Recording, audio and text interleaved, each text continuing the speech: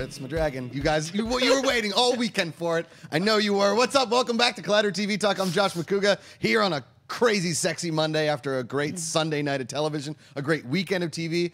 As always, we're going to be live here every single day, 11 a.m. PST, only on Collider Video. I'm joined by the fearsome threesome over here. Well, I got David Griffin and I've got Emma Fife. Hey, what's up? Welcome back, guys. We got a Monday. We got coming in hot here. Sexy Monday. It is sexy Monday. David's wearing My Little Pony on his shirt, like classic My Little Pony. Yeah, it's a good time. Emma has Voltron. I do. I've got Voltron like on my shirt. I've got a shirt that has something to do with Pittsburgh, so not shocking at all. Right.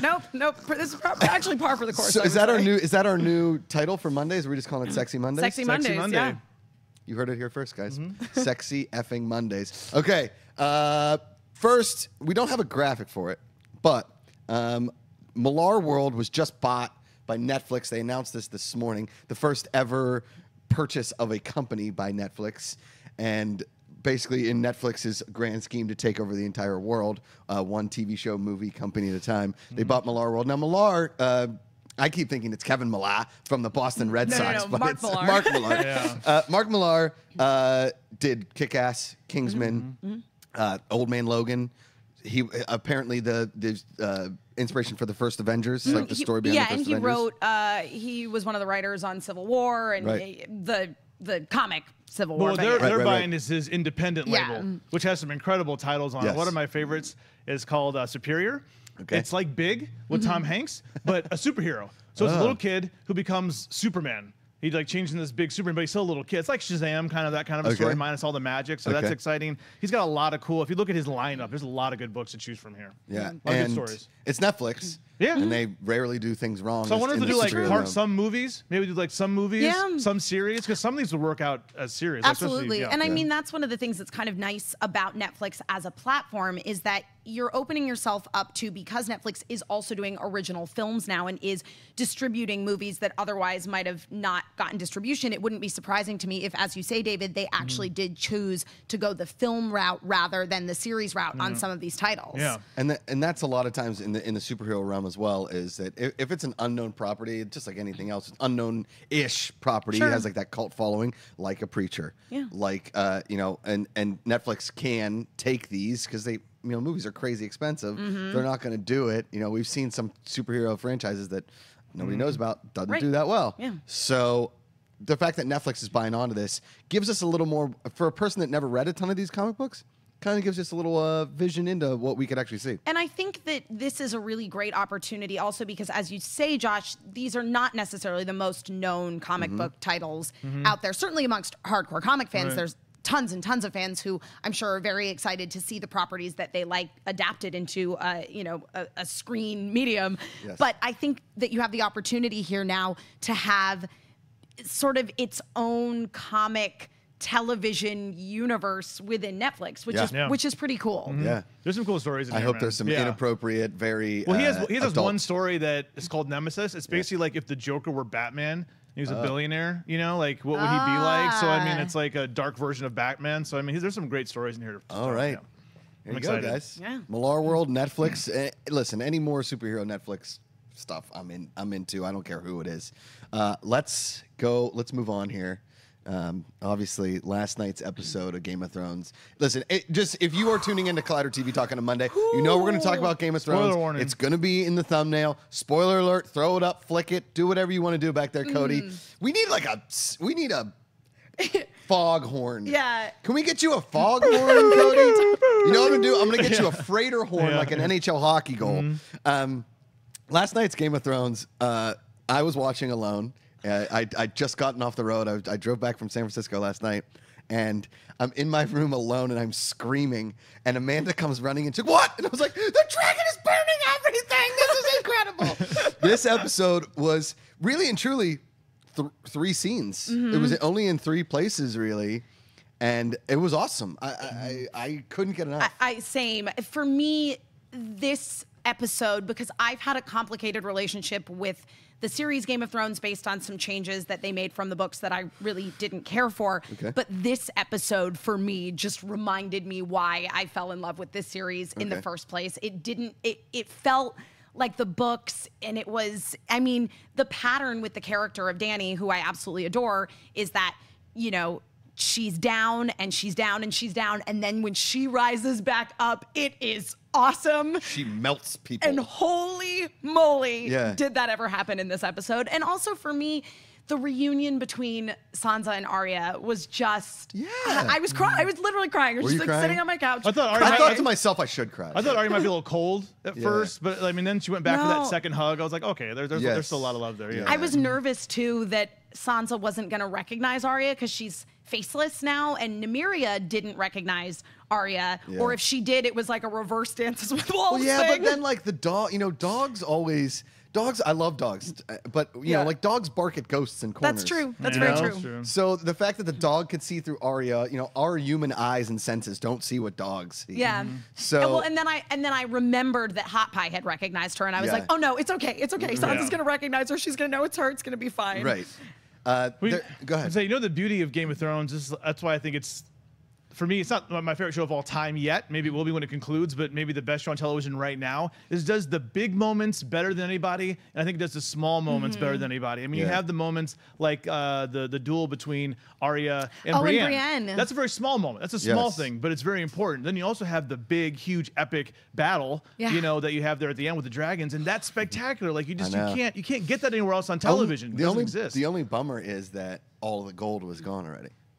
Oh yeah. Well, that's the thing. Like when she was blowing, I'm like, why are you blowing up all the gold? You blowing up the money. No, but the gold was already gone. That's right, The it was gold gone. That's true, in that's true. King's Landing. That was all She the was food all the grain that they were. Yeah. Now so no one can eat. No, nobody can eat. Where are they gonna get the food from? Yeah. Yeah, well, and I mean that was exactly what was happening. Was Dany was saying, "Oh, Cersei's cutting off all of the food supply," so Right. she basically went and did the exact same thing to Yeah, her, yeah. and it was so. Let me ask you a question. Great. Because you read the books, and Yes. maybe you have just a better memory, or maybe David, you as well.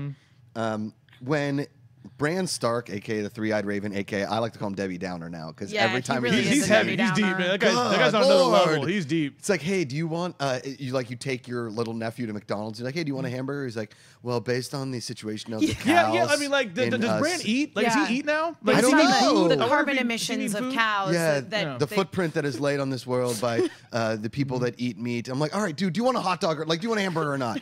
So, I'm just gonna get you Bran grilled Stark. cheese. Yeah. When when Bran Stark says to Littlefinger something about like. He quotes something, and Littlefinger looks at him like, meaning he's in Littlefinger's eye. What was that? Well, because line? Littlefinger, like, there was the trailer that came up before that season aired was all about chaos is a ladder. It's all about Yeah. climbing that ladder. He knows that he needs to climb that ladder. It's chaos. He's aware of that. That's a Littlefinger quote. Yeah. But, Right, that's what I but thought. Bran should know that he said that. Right. So he Correct. so he was like, how do you know that I said that? You weren't in that room when I had that conversation. Exactly. Yeah, that was the And thing. now Bran, like usually Littlefinger thinks he's the smartest person No, in the Bran. room. Well, Bran sees everything. Literally everything. Past, present, future. He's Yoda. Bran, get him ahead. He's like Yeah. a security camera in London. Like, get It's out of here, crazy because they're yeah. everywhere. But it was Yeah. nice to see that even when Arya showed up, like there was a moment of love there, even though he's like, he's not Bran anymore. Right. Like you died in the cave. Well, and He's, when you know, he's when different. Sansa and Arya confront him about Yeah. having the dagger, and Sansa's like, "Why did he give you that? He's not a generous man. Yes. Yeah.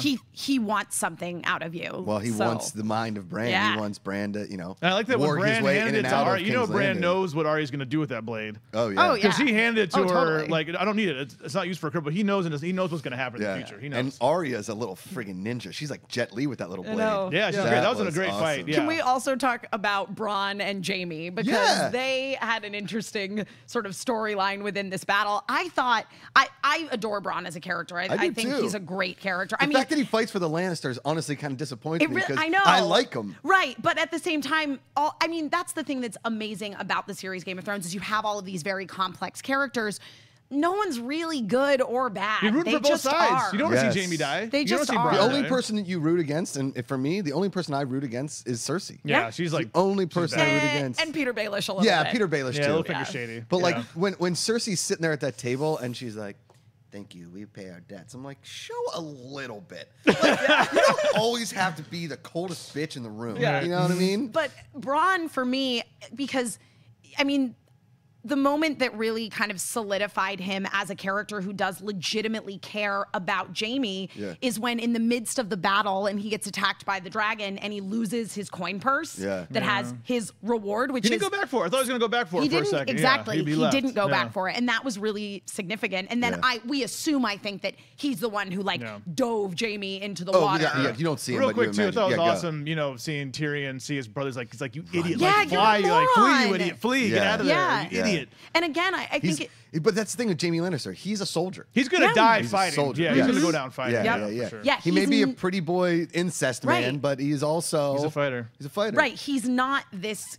commander that Cersei wants him to be. He again, like, it's Bronn says to him, "You're not an infantryman. Get out of here." Yeah. And his response is, "No way. I'm staying." And I'm blindly seeing this through to the point that if Bronn had not been there, he would have died. That dragon opens his mouth and you see the fireball. You see my real quick, God. you see, I love it when Jon Snow was talking to the Onion Knight, and then he's like, I see the way you look at her. He's like, there's no time for that. We don't have time for that. Like, I don't got time for that right now. Jon Like, Snow. we have a battle to fight. I see you way to look at her. Yeah, I see you way to look at That scene when they were looking at basically the hieroglyphics in the cave underneath Dragonstone, and Jon Snow's like, "Look, see, I told you. These are the White Walker things I was telling you about." He drew those like 5 minutes earlier. He's all back there. Somebody give me some blue gems for the cave. Hook me up. That is exactly what I was thinking. My brother texted me. He's like, "Yo, Jon Snow gets it in the caves," and I was like, "He's not gonna hook up with Danny in the cave." He's like, "What happened last time he was in a cave?" And I was like, "Oh shit." Yep, he Jon likes the Snow's in cave. I mean, little foreshadowing. It's creepy to think about. But Targaryens always marry people they're related to. Before we move on, because we have a lot more to talk about, so we are good. cutting it.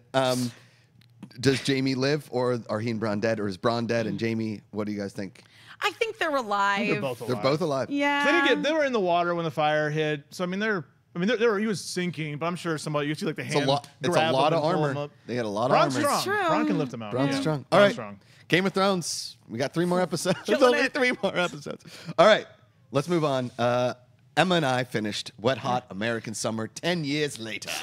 The David Wayne directed classic from the movie in 2001 to the prequel last year to 10 years later. All right. I will say this. There were amazing parts. I agree completely. But overall, it wasn't as good as the prequel series. Nowhere near as good as the movie and the prequel. But still, like, okay, spoiler. Just throw a spoiler up there. You're going to have to, whatever. When Adam Scott turned around as Bradley Cooper, Oh my God. I died. I was so funny. You just got a nose job. The fact that nobody reacted to him Nothing. was amazing. And I mean, you couldn't have cast somebody better than Adam Scott. And to me, this series felt like they went down the list of like, okay, who was working at Applebee's the night that we were filming this movie back in 2000 and we were all poor struggling comedians and wasn't able to be in the movie? Great, we're going to write them into the show. Yes. Well, yeah, and that's like the best is they at the beginning when they're the scene from the movie, like let's meet over dinner, and they keep cutting to the characters that definitely weren't in the movie is really good. I think what it suffered from, honestly, was like a little bit of a sophomore slump. Yeah. In a sense of like the movie was genius. The prequel was, 15 years after the movie. Right. So bringing all these people together and like seeing these old faces was a really cool renewal of comedy. And it was also, they did some crazy, crazy stuff. Yes. And it was brilliant. Yeah, absolutely. And I think that because the film started in such a great place of pushing boundaries and really experimenting with comedy, that with the series, and especially because they've already done the prequel series, which very much felt in the spirit of the original film, I think that with 10 years later, in some cases, they maybe pushed a little too much. Yes. No, 100%. You know? Yeah, 100%. Like some of the jokes just fell flat a little bit. Yeah. I did feel like Fat Michael Showalter is my favorite person in the world. Like the Fat big guy Michael- in the middle? No, that's JJ. He's like a nobody really in the series, JJ. sort of. But it plays up a lot of 90s Is that the Aussie cliches. guy too. on the far right? Yeah, the Jai Courtney. That's yeah. Jack was he in the original? No. He was like, He plays Amy Poehler's boyfriend. Oh, and I wanted to say that I actually I loved Susie's character arc because I think in a way I sort of related to her, that she was this weird musical theater nerd who kind of bossed all the other kids around when she was a camp counselor, and now she's a producer out. Like she's not an actor, like she's a producer and a director, and I was like, oh, I feel like I had a very sort of similar journey to Susie in some ways. There you go. Hopefully I will not get left by a hot action star like she did. Like Jai Courtney. No, it was very good. I enjoyed it. Again, it was I'm sure if I go back and watch it more of it. I died when Chris Pine came back. Yeah, by I know. the way, as Adam Turris from Counting Crows. It's fantastic. All right, let's move on. You guys watched Voltron? Yes. I skipped Voltron. I just couldn't get to it this weekend. Yeah. So, lay it on us. How was Voltron? So I watched it's only all 7 of it. episodes, right? Yes. So Yeah. the plan now, and this is directly from DreamWorks at the Voltron panel at San Diego Comic-Con. The plan is now, rather than releasing twice a year and doing 12, 13 episode chunks, they're going to release more times a year, probably 4 in smaller chunks. So we only got 7 episodes this time around. Okay. We'll be getting 7 more episodes in October. I believe like that. October 13th. I actually like it as well. Ooh, so we get Mindhunter and Voltron in the same weekend. That's huge. Monday's going to be a huge show. That's gonna be great. Yeah. Voltron Hunter. So this was only a 7-episode chunk, and I have to say, for me, I loved the first season of Voltron. I really enjoyed the second season. There were moments in there that slumped for me that I just didn't find necessarily as compelling, or certain character moments felt kind of rushed. I cannot say enough good things about It's this good. season. Yeah, they're expanding the universe. They're getting bigger. So we get to meet the Emperor's son, Yeah, the Prince. Prince Lotor. Prince Lotor. And there's like also like different systems. Like there's groups of people. Like there's like the purebreds, but he hangs out with like kind of like this very colorful band of people. It's Lotor interesting. basically has this sort of specialized army of half-breed Lady Galra, Yeah, and they're Lady amazing. Galra. Yeah. They're cute. Not cute? bad. They're Yeah, cute character they're designs. They Galra. kick Yeah. butt. Yeah, it's a good show. Definitely, you guys should be watching Voltron. Yeah, It's I so think good. again that I think characters who sort of suffered, particularly like Lance in the last season, I felt didn't get a whole lot of character development. In this season, they just redeemed him so much. And I wonder if these guys are like finding, because we got to interview a couple of them when the first season came back out, if they're getting like a really good way to write for like a 7-episode and a 7-episode and a 7-episode. It felt very satisfying in 7 Okay. episodes, I have to say. And, one of the things that's great about Voltron is it's very realistic storytelling. Even though it's in this weird sci-fi universe, you have these characters that are just so well written and so relatable. I had somebody complaining to me on Twitter. They're like, well, I don't really think that Keith is cut out to be the leader without like the help of Fake Shiro and blah blah blah. And I was like, guys, that's a whole thing. I don't want to spoil it for David, but I was like, it would be boring if he took over as the leader and just was good at everything. Just like it would be boring if Danny's strategy had 100% succeeded in Game of Thrones. Yeah, you got to work your way up. You got to earn it. Yeah. Work that chaos is a ladder. That's right, and you got to climb that ladder. You do. Debbie Downer, Bran Stark laying it on you. All right, so let's move on. We got Comrade Detective. Now we talked about it briefly on Friday, and I made Grace watch some of it, and she loved it. And Sinead watched the pilot and loved it. David, you watched the first 2 episodes. Yeah, it is. I finished it. I can't recommend this series enough because 1, it's hysterical. 2, I actually kind of cared about the plot. The plot was so absurd. The acting of both, like the voice and the thing together. This is just like a very innovative series that is so Channing Tatum, so like 21 Jump Street, but also it's so off the wall. This is the only kind of the way this idea takes place. If you are getting high with your buddies, and you're like, it'll be funny. Like, let's voice over a Romanian TV series. And then because Joseph Gordon-Levitt and Channing Tatum have money, they're like, yeah, we'll just make it a Netflix. Well, can you or imagine like Amazon those series. actors, those Romanian actors, it's like, hey, by the way, you're gonna shoot this whole show. It's a real show, real deal, and no one's gonna hear your voices. Never. No one's gonna hear your voices. They can see your facial expressions, but no one's gonna hear your voices. But now these guys, and they're all Romanian actors playing. They're great. It is really, really well I done. think that, again, I feel like the theme of this whole episode of TV Talk has been like, look what you can do when you're not on a network. Yes, 100%. You don't have to make shows about magicians solving crimes. You don't have to do that. Guys, you don't need to do that, people. I'm gonna throw it down. Sorry. David hates magic. Like I hate. I love Westworld. magic. I just don't know why. Like David Copperfield, just have He's him a do detective. magic, have him stay in Vegas at the MGM Grand. He doesn't need to be solving crimes. David That's not hates his job. David hates magic crime solvers. That's My goodness. Listen, he loves British TV. He hates people solving crime using magic, and it's a legitimate beef, man. You have a legitimate beef, Right. and I support you 100%. Thank you. I appreciate Fair. that. I support you 100%. Sherlock is a talented man. He's not a magician. Correct. He can play a little violin, Right. but he's not a magician. Listen, Yeah. guys, for many, Siegfried and Roy aren't on NCIS. No, they're not. for many years, Angela Lansbury, she did a great job solving crimes. She sure did. also was not a magician. Yes. It'd be like, one more thing, sorry, real quick. It'd be like if they went and got Rachel Ray or Paula Deen or Emerald. Like, Emerald, there's a cook that murdered somebody. We need you to come in. It's like, no, Emerald Lagasse does not solve crimes. He cooks food. Bam! It's like CSI Miami, but Emerald Lagasse takes his sunglasses. He's like, looked like he gumboed for the last time. Gumbo killed him. Yeah, it's like, my gosh.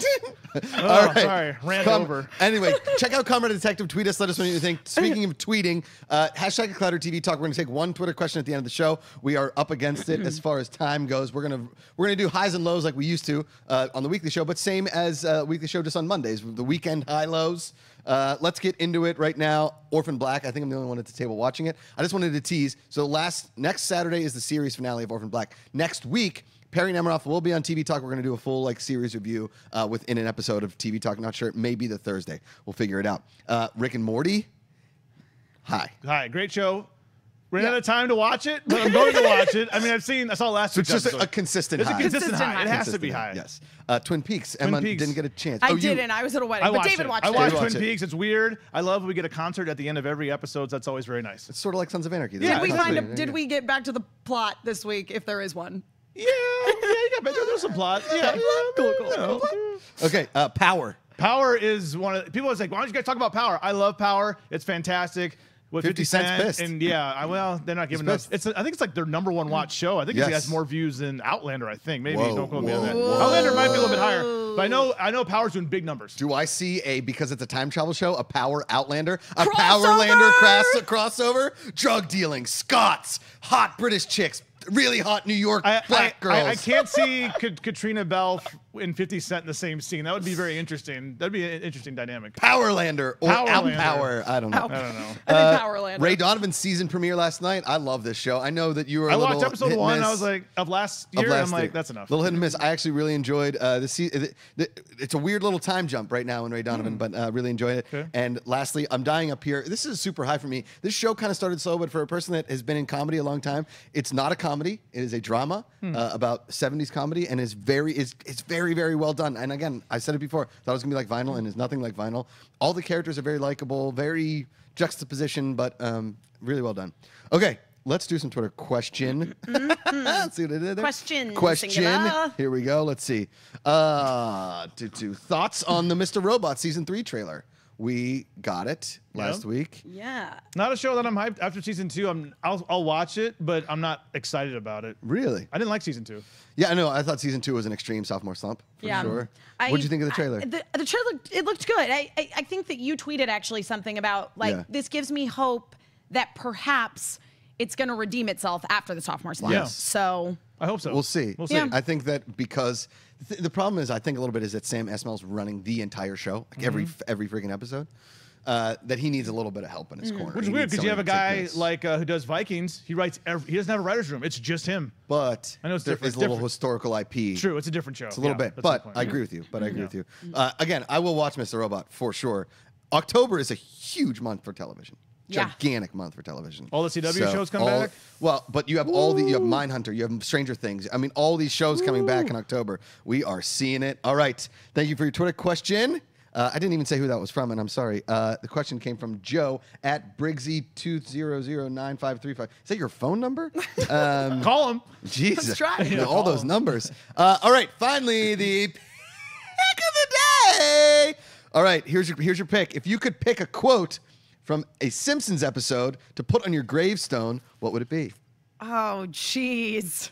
Mine's easy. So I choose you.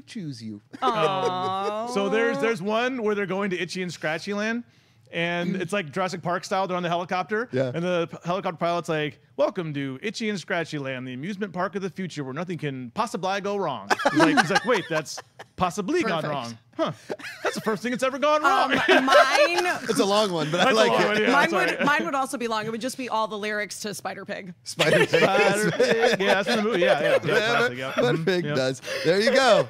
Guys, that's Collider TV Talk. We're here every day, 11 a.m. PST. A special thanks to Perry Nemiroff and Frank Lucatorto, who did a behind the scenes with us all last week. Special thanks to, honestly, Cody Hall and Adam Smith, who run our board and engineer us every day. I know it's a very tough turnaround from Movie Talk to TV Talk, so thank you both very, very much. They said some very kind words about us. on the behind the scenes. And you know, I love being here with you guys every day, or the days that we do get to hang out and talk TV, and love being here with you all every single day now on Collider TV Talk. So we'll be back here 11 a.m. tomorrow. Before we get out of here, David Griffin, where can the good people find you on the internet? On Instagram and Twitter at Griffin D. Sorry, what's got you up there? Are you sure? Are you sure about that? Okay. Emma Fife. I'm on Twitter and Instagram at Emma Fife. Also tonight at 9:00 p.m. over at AfterBuzz TV, we're starting back up the Voltron After Show. We'll be talking about episodes 1 and 2 of season 3, and joining us will be AJ Locascio, who is the voice of Prince Lotor. So it's gonna be a good time. All right, and I'm Josh Macuga at Josh Macuga, Twitter, Instagram, The Josh Macuga Show on YouTube. Tonight on WGN America, talking Lethal Weapon 4 on WGN Movies for America. You can tune in to see me there. We'll be back tomorrow again, 11 a.m. PST. We love you guys. As always, put down the book, pick up the remote. Hey guys, if you like this video, click the thumbs up button. Also, make sure you subscribe to our YouTube channel. It'll help you stay up to date with everything we've got going on here at Collider.